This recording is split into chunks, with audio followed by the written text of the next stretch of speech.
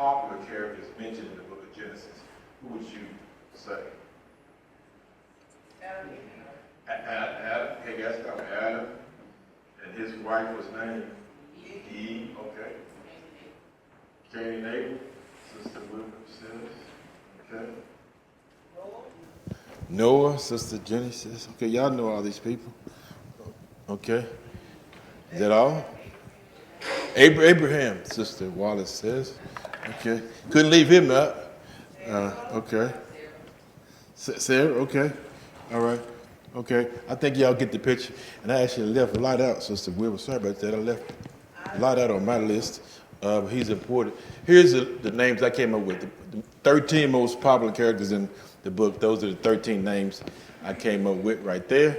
And of course, you can include some others. You can include Lot, Melchizedek. I left some of them out, but those are the 13 most popular ones I came up with. But for our study this morning, Genesis 22 and 23, narrowed down to just those four right there. Abraham and Sarah, and Isaac and Rebekah. Those are the key ones for this morning's study. And hopefully I can erase that without messing that board up. Because if I mess it up, then Sister will get me for that. And I like to stay in good graces with my nice sisters. Okay, all right, so what we're going to do is we're going to read Genesis 22 first and kind of step our way through that. And then we'll read 23 and step our way through that section. And then we'll make a few points this morning. So let's see, I have Genesis 22 queued up. There you go. Now it came to pass after these things that God tested Abraham and said to him, Abraham. He said, Here I am. Then he said, Take now your son, your only son, Isaac, whom you love, and go to the land of Moriah, and offer him there as a burnt offering on one of the mountains of which I shall tell you. So Abraham rose early in the morning, and saddled his donkey, and took 2 of his young men with him, and Isaac his son. And he split the wood for the burnt offering, and arose and went to the place of which God had told him. Then on the 3rd day, Abraham lifted his eyes and saw the place afar off. And Abraham said to his young men, Stay here with the donkey. The lad and I will go yonder and worship, and we will come back to you. So Abraham took the wood of the burnt offering and laid it on Isaac his son. And he took the fire in his hand and a knife, and the 2 of them went together. But Isaac spoke to Abraham his father and said, My father. And he said, Here I am, my son. Then he said, Look, the fire and the wood, but where is the lamb for a burnt offering? And Abraham said, My son, God will provide for himself the lamb for a burnt offering. So the 2 of them went together. Then they came to the place of which God had told him. And Abraham built an altar there, and placed the wood in order. And he bound Isaac his son, and laid him on the altar upon the wood. And Abraham stretched out his hand, and took the knife to slay his son. But the angel of the Lord called to him from heaven, and said, Abraham, Abraham. So he said, Here I am. And he said, Do not lay your hand on the lad, or do anything to him. For now I know that you fear God, since you have not withheld your son, your only son, from me. Then Abraham lifted his eyes and looked, and there behind him was a ram caught in a thicket by its horns. So Abraham went and took the ram, and offered it up for a burnt offering instead of his son. And Abraham called the name of the place, The Lord will provide, as it is said to this day, In the mount of the Lord it shall be provided. Then the angel of the Lord called to Abraham a second time out of heaven, and said, By myself I have sworn, says the Lord, because you have done this thing, and have not withheld your son, your only son. Blessing I will bless you, and multiplying I will multiply your descendants, as the stars of the heaven, and as the sand which is on the seashore. and your descendants shall possess the gate of their enemies. In your seed all the nations of the earth shall be blessed, because you have obeyed my voice. So Abraham returned to his young men, and they rose and went together to Beersheba. And Abraham dwelt at Beersheba. Now it came to pass after these things, that it was told Abraham, saying, Indeed, Milcah also has borne children to your brother Nahor. Huz, his firstborn, Buz, his brother, Kemuel, the father of Aram, Kesed, Hazo, Pildash, Jidlaph, and Bethuel. And Bethuel begot Rebekah. These 8 Milcah bore to Nahor, Abraham's brother. His concubine, whose name was Rumah, also bore Tebah, Gaham, Bahash, and Meg. Okay. All right. That is Genesis chapter 22. And I have a little small outline. Okay, yeah, I like pictures, like I like maps, so I thought that'd be a good picture to show what just happened. Abraham about to sacrifice his son Isaac on the altar, so it's a good pictorial representation of that. Okay, all right, so there's my outline for Genesis 22. So what I'm going to do is I'm just going to step through the chapter in like a couple of minutes, and then I'm going to come back. I got 5 or 6 things I want to say about the chapter before we get to chapter 23. So let me just step through these 2 sections. First section, God commands Abraham to offer Isaac.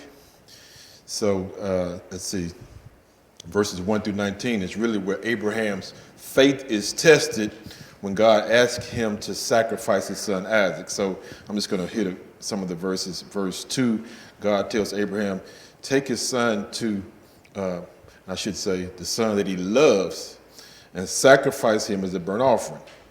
Verse 3, Abraham gets up, saddles his donkeys, took with him 2 young men and Isaac. Latter part of verse 3, he splits the wood for the offering, gave it to Isaac to carry, and then he set out for the place that God told him to go to.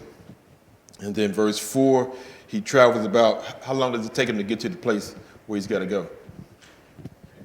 3 days. It takes him 3 days to get to the place where he was to sacrifice Isaac.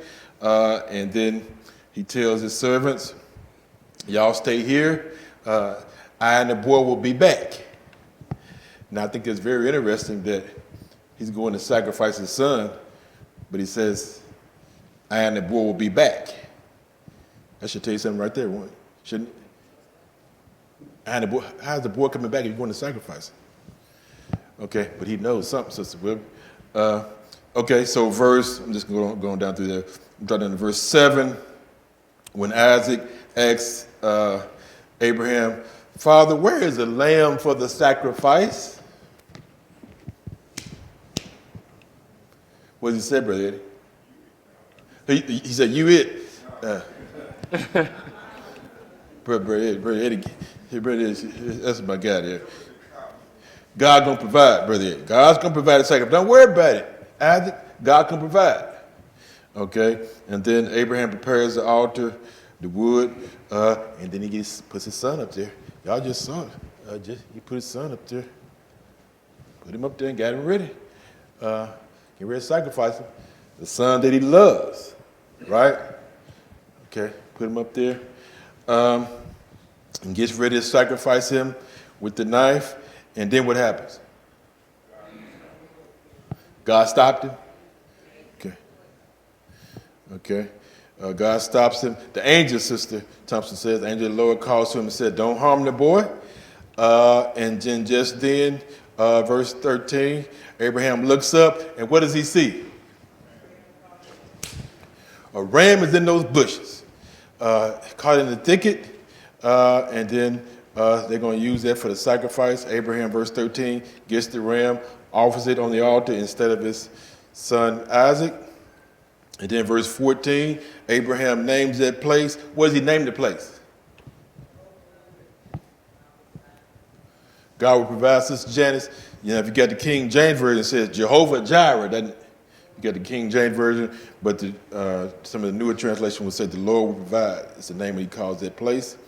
And then the latter part of the chapter, 15 through 18, well, not the latter part, but the middle part, the angel of the Lord calls after Abraham a second time and said, because you've done this, the Lord will indeed bless you and make your offspring as numerous as the stars in the sky, and your offspring will possess the gates of their enemies, and all the nations of the earth will be blessed by your offspring because you have obeyed my commands.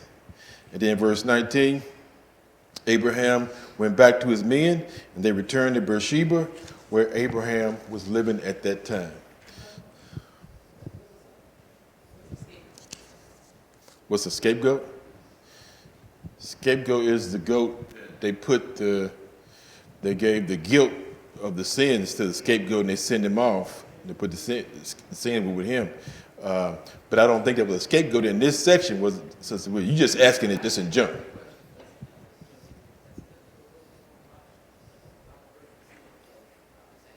Okay. Yeah, scapegoat. He gets blamed for a lot of stuff, Sister Weir, but it wasn't a scapegoat in this section. But I do have a question or two for us about this. Now, just a couple things. Verse number 1, it says that God. Now, if you have a King James translation, it says that God tempts Abraham. But if you have one of the newer translations, New King James Version of the NIV, it says God did what? Test. I think that's probably a more accurate description of what just happened. I think he tested him versus tempting him, right? So it's always good to keep that in mind. I like to mention that because, a lot of times we get into a discussion about translations, and I read a lot of translations because I think it's helpful to read all the different, at least several different translations. But this is a good example of, you probably want a newer translation when you're studying this because you really want to get the accurate word. I think it's more so test and tempt. So I'm going to say God tests Abraham just like he tests us. Okay? Now, when you start talking about tempt, whenever you mention tempt, you got to mention something else with that. What else is that? You got to mention with tempt. Sin, right? Because sin is what tempts us. Is that right? That's right. Because, okay, yeah, I got some things in my notes about that. James 1:13, tempting involves sin, but God does not tempt. He tests us, right? He tests us. Why does he test us? You go to college and you get all these tests, high school, he give you all these tests. See certain things. Why does God test you? Show us where we are, Brother Eddie.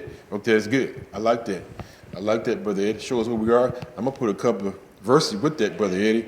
To confirm our faith. If you're taking notes, Exodus 20:20.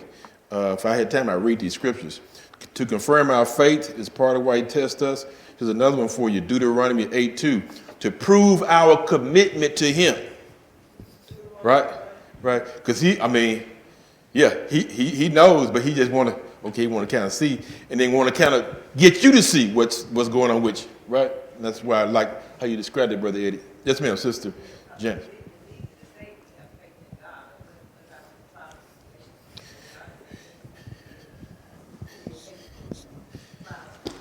And that's the trial and tribulation. You got to put you through a testing, Sister James, right? Because it'd be just so easy. If you don't have any tests, then how do you know what's going on, right? So got to put you through a little testing spot to see how you handle it. I just got one other thought that I got. Satan tempts us with sin. Why does he do that? To cause you to fall. He don't want you to be saved. So he's going to tempt you with sin and get you to fall and hopefully lose your spot in glory. So, okay. All right, let me get off that. Yes, ma'am. Yes, ma'am. Deuteronomy 8, verse 2, Exodus 20:20. I sure wish I had time to get to these scriptures because they say some good things, but I'm just going to have to keep rolling. But you can read them in your own leisure. And I have here's another one for you, Sister Jenny. 1 Corinthians 7:5. talks about how Satan tempts. Paul's talking about some things there. He says you might want to watch out for Satan because he'll tempt you. For married couples, I think is what he's dealing with there. And he says, if you're going to separate, only do it for a time, right? Because if you do it for too long, Satan's going to tempt you, right? And you don't want Satan to tempt you and cause a problem in the marriage, right? So. And it also speaks of, I forgot the scripture, but it also speaks that God give you a way to escape. That's First Corinthians 10, I think that is. That's Jim. That's good. Okay, just a couple of things quickly. We want to get to chapter 23. This is the first time. Now, if I say something that's, this is my notes now. Sometimes my notes gets kind of crossed up, Brother Thompson. But according to my references, it said this is the first time that love appears in the Bible. In chapter 22, verse 2. Okay, this.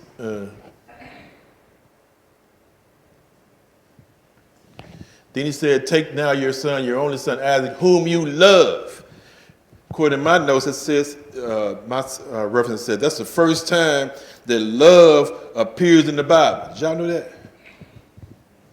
First time. I know it appears a lot of more times, but it's the first time it appears in the Bible. Okay, and it's interesting if that's true because that's not the love between the husband and the wife, and that's not the love that's between friends. What kind of love is this? A father's love for his only son. That's interesting, isn't it? Okay, it's interesting. Okay, all right, let's keep going. In verse 4, there's a couple other things. We're going to get to chapter 23. Mount Moriah is where he was about to sacrifice Isaac. It's about 50 miles from Beersheba, but that's also where the future site of the temple would be built. Same place the temple would be built later, 2 Chronicles 3, verse 1. Okay, all right, and then just one or two other things. Verse 6, Isaac was about to be sacrificed, of course. How was Isaac at this time, do you think? Okay, I hear a lot. I hear 5, 7, 15, 13. Okay, all right. Okay, y'all doing pretty good.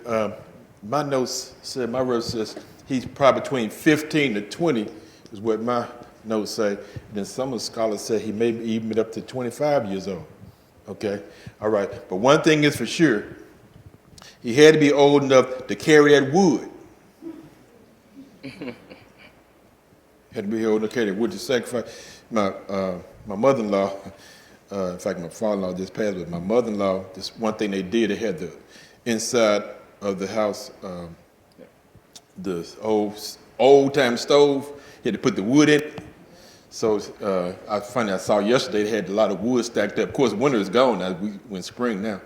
But they had some wood still stacked up from the winter that they had to put in the stove. So I thought that was interesting. Okay, all right, I got to leave this. But verse 18, I think is the key verse, seed. Because he says there in verse 18, okay, because you did this, Abraham, all nations on the earth are going to be blessed. And how's that going to happen? It's going to be because of that seed, right? Okay, all right, well, who is this? We're blessed as a result of what he did, right? Yes. Okay, it's because of the seed. So who is the seed? I mean, what's the deal with this seed? Jesus. Okay.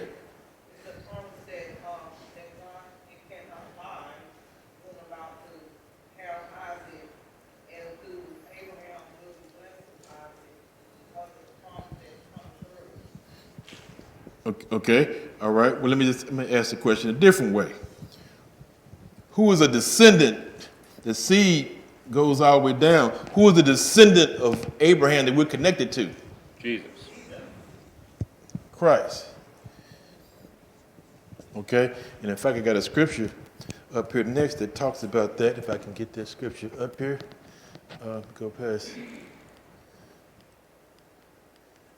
Yeah, there it is. Galatians 3:26-29. For ye are the sons of God through faith in Christ Jesus, Paul says. For as many of you as were baptized into Christ have put on Christ. There is neither Jew, nor Greek, nor slave, nor free, nor male, nor female. For ye are all one in Christ Jesus. Watch 29. And if you are Christ's, then you are what?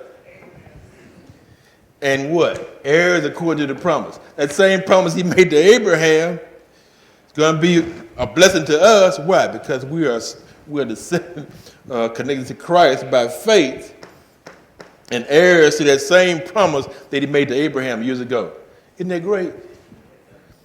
In other words, we get to go to heaven when we die because of that same promise that he made to Abraham, if we just stay faithful. Just stay faithful. That's all we got to do. Okay, let me stop right here. Let me just ask one more question. I know y'all already know the answer to this. Why did Abraham, well, let me ask it a different way.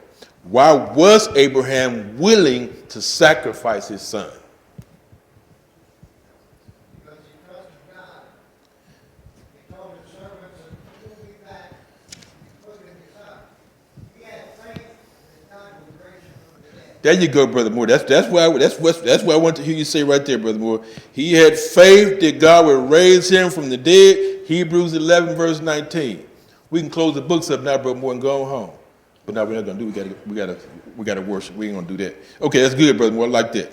Okay, then one other section that I need to talk about, the descendants of Nahor, and the main thing about that part is we got to get Rebekah into the picture because Abraham is getting ready to go off the scene soon, and that marker's not writing. So we got to get Isaac's wife onto the scene because his dad is getting ready to go off the scene. So she comes through the descendants of Nahor, and I'll just show the tree from that section. Let's see, it's right. Yeah, right there. Okay, and that's the latter part of 22.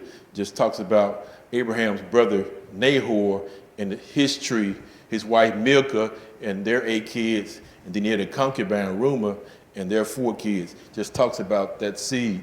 I mean, those 2 parts of this Nahor's wing, so to speak. And then at the bottom of that, of course, Rebekah is on the scene there. She's one of Milcah's and Nahor's kids, right? So that brings her into the picture. That's all the latter part of 22 is doing.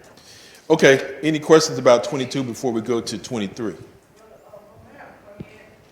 just seems that God is telling Abraham to sacrifice Isaac. It seems that he's beginning to, it's like a prophecy, he's beginning to reveal throughout the history, throughout the history. The first, Abraham started doing burnt offering, and it seems like down the line it's going to be the biblical priesthood. And then next offering his son, and it seems down the line to the promise, the Lord is coming to be offered, because the Father is going to offer his son. So it seems as if God is preparing through those that are coming through, what he's going to do down the line. And I got another connection to this, Sister Jenny. If you hold tight, I'm gonna connect that another way too. That's kind of tied into what you're saying. And I like you got some good thoughts there. But give me a second. I'm gonna get right to something that I think you're gonna like. Okay, so here's 23 of Genesis, and then we'll make a few thoughts on it, and then we'll make a couple of points. Chapter 23. Sarah lived 127 years. These were the years of the life of Sarah. So Sarah died in Kirjath-Arba, that is, Hebron, in the land of Canaan. And Abraham came to mourn for Sarah and to weep for her. Then Abraham stood up from before his dead and spoke to the sons of Heth, saying, I am a foreigner and a visitor among you. Give me property for a burial place among you, that I may bury my dead out of my sight. And the sons of Heth answered Abraham, saying to him, Hear us, my lord. You are a mighty prince among us. Bury your dead in the choicest of our burial places.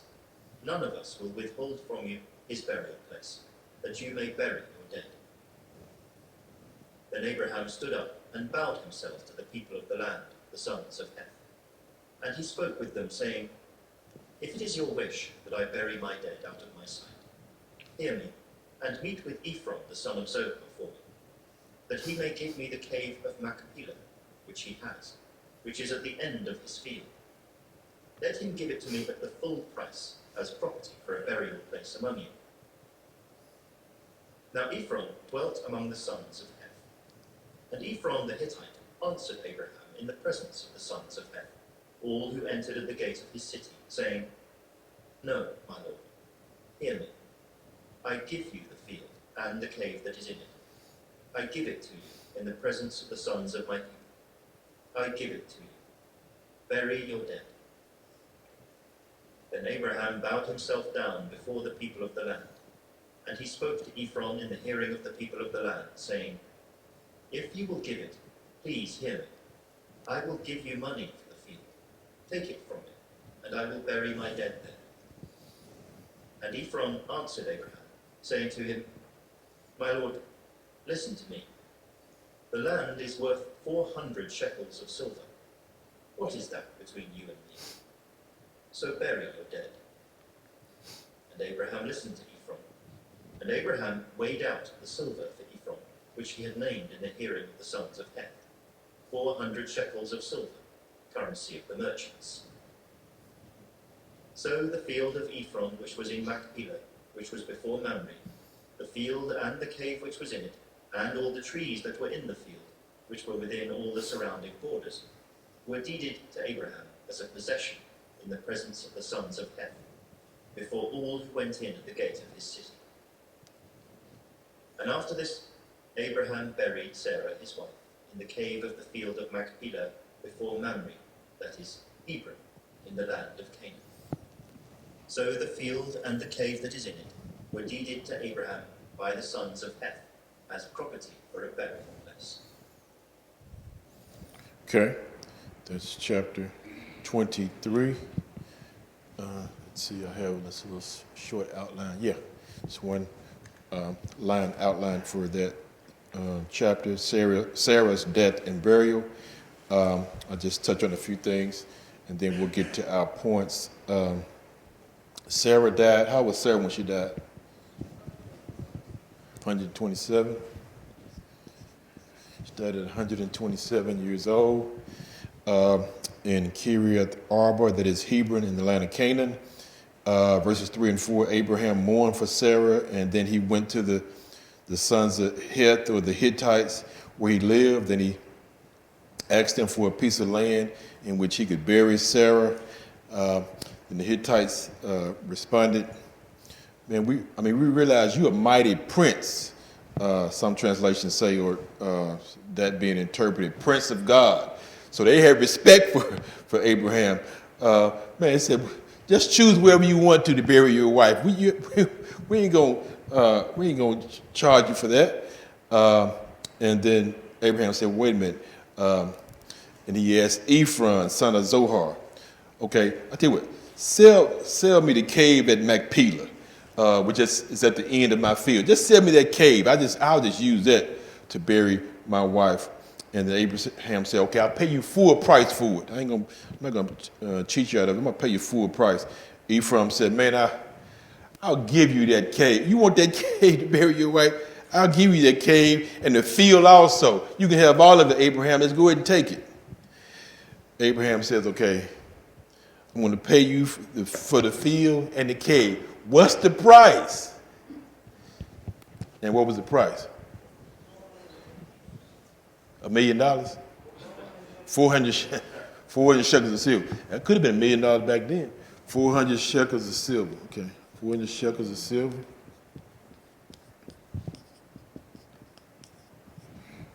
You think Abraham had 400 shekels of silver? He didn't. He had it. I'm thinking back then, if that was me, if I didn't have it, I'd be able to get 400 out of all us, right? He was a rich guy.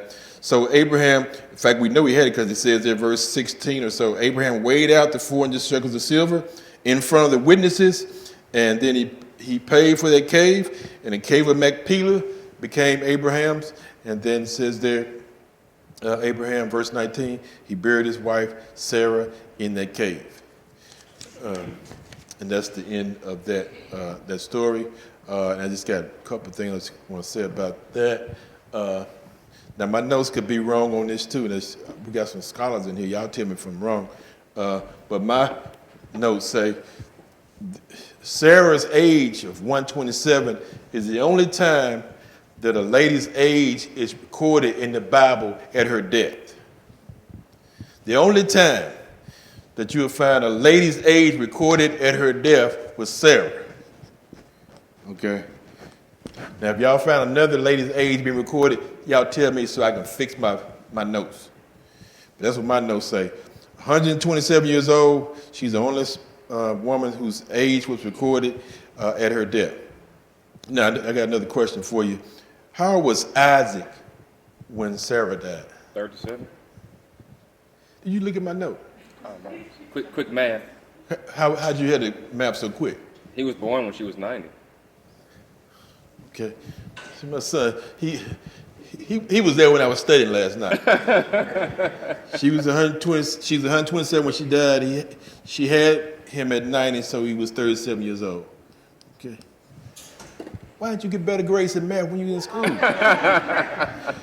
Okay, but he did pretty good.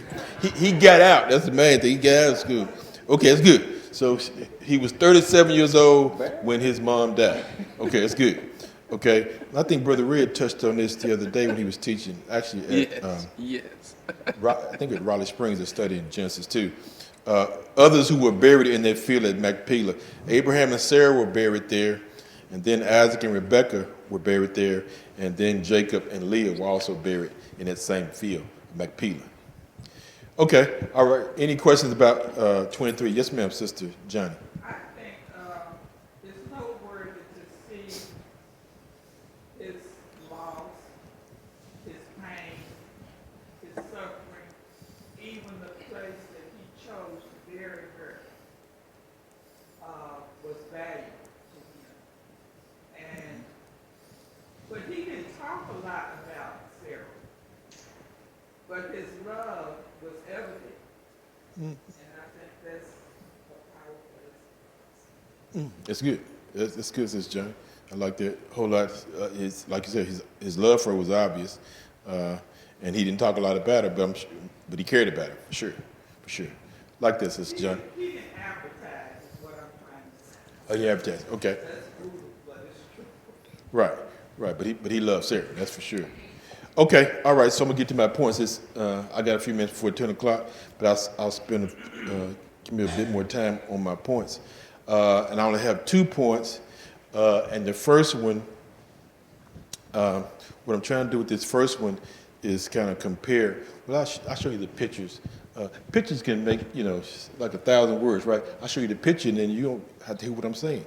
So I'm trying to compare Isaac's potential sacrifice on the altar to Jesus' actual sacrifice on the cross. That's what I'm trying to compare on this first point that I have. And see, where's my first? Yeah, that's my first point right there. So what I'm calling this first point is, foreshadowing of death of Christ. Foreshadowing of death of Christ. You know what I mean when I say foreshadow?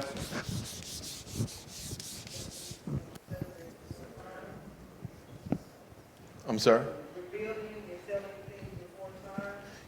Right. Trying to prepare you, kind of like a prophecy, so to speak. So, and that's kind of what I think this is doing, because the sacrifice of Isaac, of course, he wasn't sacrificed, but Abraham was going to do it, and then the sacrifice of Jesus. I'm going to make some comparisons in this first point, which I think might be good. So I have four comparisons that I'm making. Let's see, Isaac was going to sacrifice his only son, but that's not really true because he had another son, Ishmael, right? Okay, all right, but my reference, it says he was the only son of promise because Ishmael wasn't the son of promise.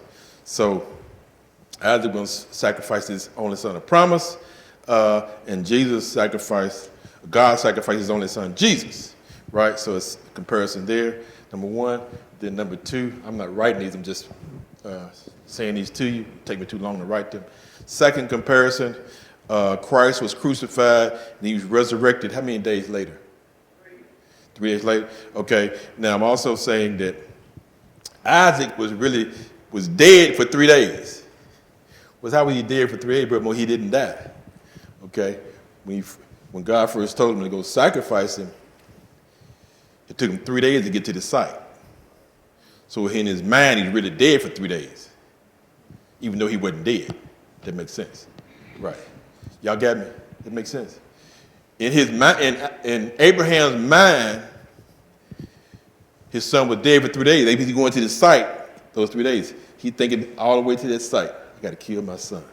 I got to kill my son. Y'all get that? But Jesus was in the grave for 3 actual days, right?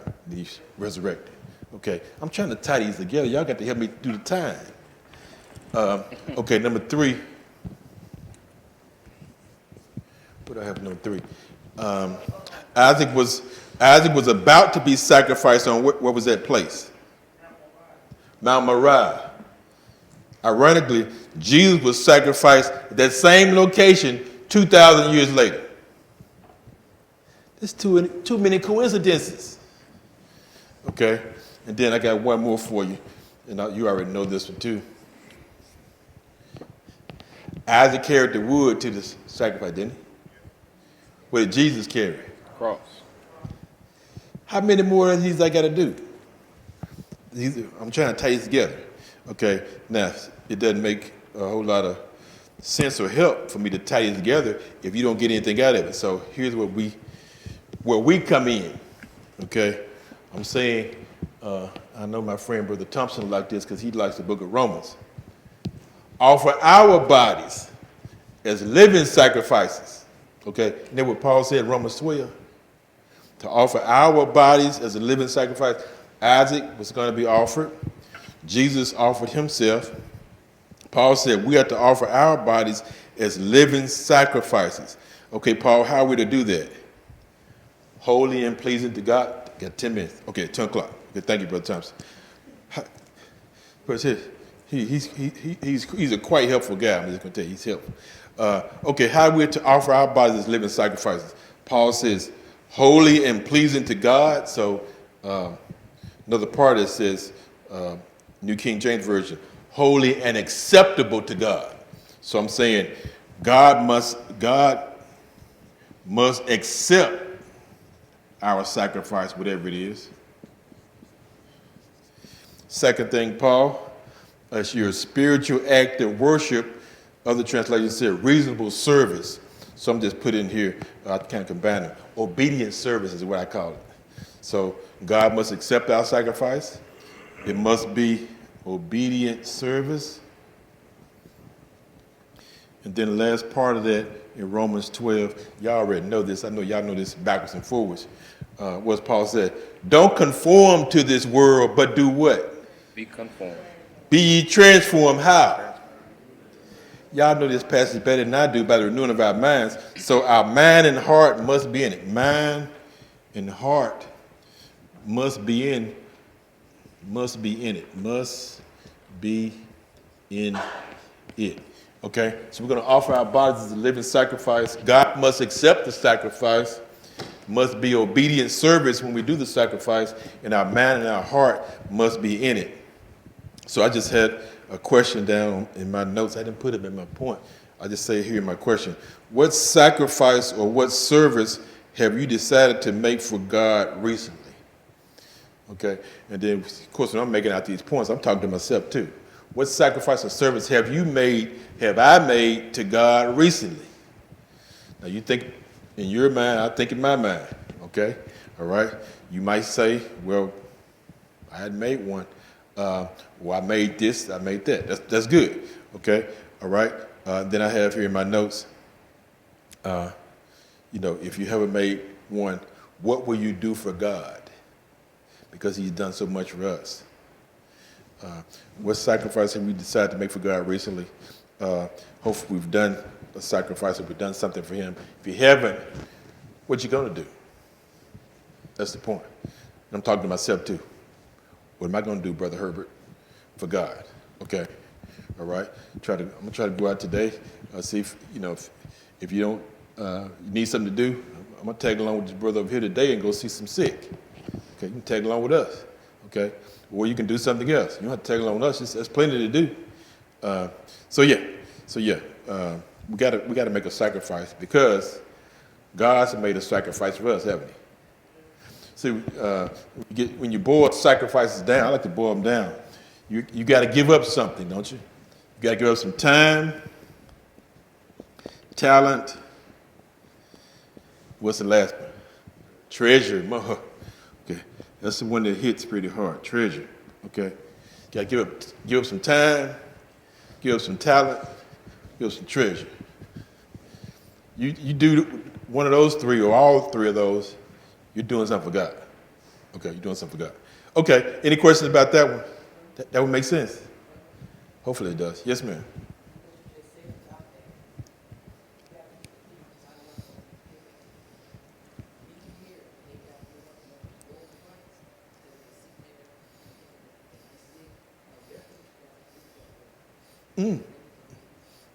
That's good. That's good. You got two young men sitting right there. Daniel and Darius sitting right there. I got something else to say, but I'll say that later. But that's good. That's good. The definitely young people need to hear it. And that's we have to keep encouraging our young men because they can. We're just thankful they're here first off, but then we got to keep encouraging them to keep staying faithful, keep doing better. There's plenty to do as even young people, right? I think y'all take along with them a couple weeks ago, David and other youth. So that's good. Y'all keep doing well. Yes, my sister Jenny. I'm going to my last point.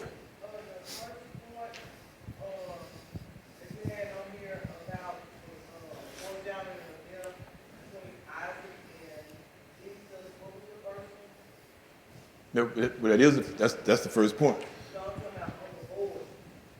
Offer, foreshadowing of the death of Christ, offer our bodies as a living sacrifice. Oh, yes, I'm talking about on the board. The one you said. Oh, over here. Yes, sir. The first one. Isaac offered his only son. Okay. Yes, ma'am. That's good. You're taking notes, Sister Jen. I like that. It's good. Okay. All right. So I got one other point, and then we'll close out. Second point is it's kind of really tied together. Fulfilling duty as a Christian. Fulfilling duty as a Christian. Let me erase this off. Now this point here is more tied to Sarah. The fact that Sarah died. Right, Sarah died at 127 years old. Now, God told her in Genesis 17, before she died, of course, well, let me step back for a second. First, her name was what? Sarah. And then he changed the name to Sarah. Genesis 17, when he changed the name, then what did he say? He says, you're going to become mother of the nations. Genesis 16, verse 17. Mother of nations. Okay? She became mother of nations. And kings of people will come from her, what it says in Genesis 17. So what I'm saying is that with this point, Sarah, she fulfilled her duty as what she was supposed to do as Abraham's wife. Okay, she did all what she's supposed to do. Why you say that, Brother Mhoon? Well, watch her life. Remember, she had some struggles now in her life. What she do? She drove Hagar away.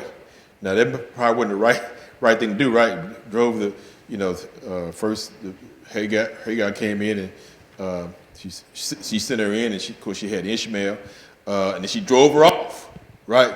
So and then what else she do? She laughed when those angels came and said, you're going to have a child at your old age. What'd she do? She laughed. Then she said she didn't laugh. God said, you did laugh. Don't tell me you didn't laugh. I know you laughed. You might not laugh that loud, but you laughed in your spirit, and I know it. Right? So what am I saying? She had her struggles, right? She had struggles, but she also had some successes. She bore Isaac. She made the Faith Hall of Fame, Hebrews 11, verse 11. And then I got time. Turn quickly to 1 Peter. I got time to read this. 1 Peter chapter 3. We'll read this and then we're going to be done. 1 Peter chapter 3. Where's my Bible? Oh, there it is. 1 Peter 3. I should have really put this one on the slide, but then 1 Peter 3, get verse 5 of 1 Peter 3. 1 Peter 3, verse number 5, the Bible says, "For after this manner in the old time, the holy women also who trusted in God adorned themselves, being in subjection unto their own husbands." Watch this. "Even as Sarah did" what? "Obeyed Abraham," did what? "Calling him Lord, whose daughters ye are, as long as you do well and are not afraid with any amazement." So what am I saying? She's the mother of nations. Kings of people will come from her. She bore Isaac. She made the Faith Hall of Fame. She showed respect for her husband. Just read that. Okay? So I'm saying Sarah did well. Sarah fulfilled her duty as a person of God. So now I'm just translating this to us now, Sister Johnny. That was Sarah. Now I'm putting it on us. Are we fulfilling our duty as Christians? She was a great mother. Kings of people came from her. Okay, but what about us? Okay, are we good fathers? Are we good mothers? You think about this in your own mind. Then are we good young people? Are we doing what's right as young people? Are we obeying our elders? Are we obeying our teachers? Those who are trying to help guide us in the right way, are we obeying them? Okay, all right. We're going to have struggles. Man, there's a bell right there. We're going to have struggles. I'm having a struggle right now trying to write with the right mark. Yeah, we're going to have struggles, right? But the struggle, without the struggles and the test, you don't know what kind of faith you got. If you didn't have some of these, you got to have the faith in the test. Okay? Now, it's made me think about, and I'm closing with this, looking at a grave yesterday of my father-in-law. We was talking about Sarah being buried. Yeah, it's something. And I think it's good what Solomon says, it's better to go to a funeral than to a party, he says, one of those scriptures in Ecclesiastes. Because I'm thinking that it helps you reflect on your own mortality. Because that's what I think when, now when I go to the funeral, I'm thinking about my own self, okay? Today we're putting this person in the ground. One of these days it's going to be me. Put me in there. So what do I need to do? I need to make sure I'm fulfilling my duty as a Christian, right? Sarah was a great mother. Am I a good father? Try to be a good father. Try to be a good husband. Try to be a good teacher, good elder, good preacher. Try to be. Am I going to have some struggles? Yes, we're going to have some struggles. We're going to have some struggles as elders, leaders, husbands. But we got to keep pressing forward. Got to keep pressing forward. And one of the reasons I know we got to keep pressing forward is some of the other things that I heard yesterday, looking you in the face.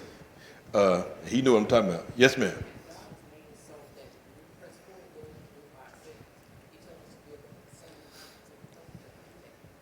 Right. Right. And then there's so much noise that around, so many other voices is talking, right? So many other distractions, so many things that can keep us off the path that we're supposed to be on. That's why we got to stay on this truth. We got to stick with it because there's so much noise, so much garbage out and about. We got to just stick with God's word. That's, if I was leading with anything, I'm done. But just get in this Bible, study this Bible, stay with it. Don't get off of it. Please don't get off of it because it's just so easy to get off of it. I'm seeing people that have been in the church, know the truth, heard the truth, been taught the truth, but then just got off the path and think they're on the right path. And it hurts. It hurts. It hurts deep. But what do you got to do? You got to keep going. Can't stop. Can't stop. Jesus had struggles, but what did he do? He bore that cross. He went up that hill with that cross. He didn't stop. We can't stop. We got to keep going. Yes, ma'am. I'm done, Sister Janice.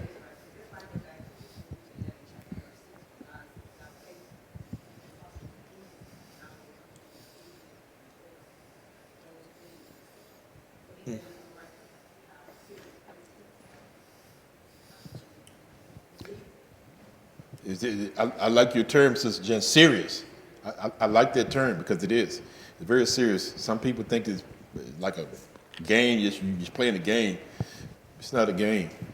When you look at people and when you know their soul is at stake, then the game is over, right? This is the real thing.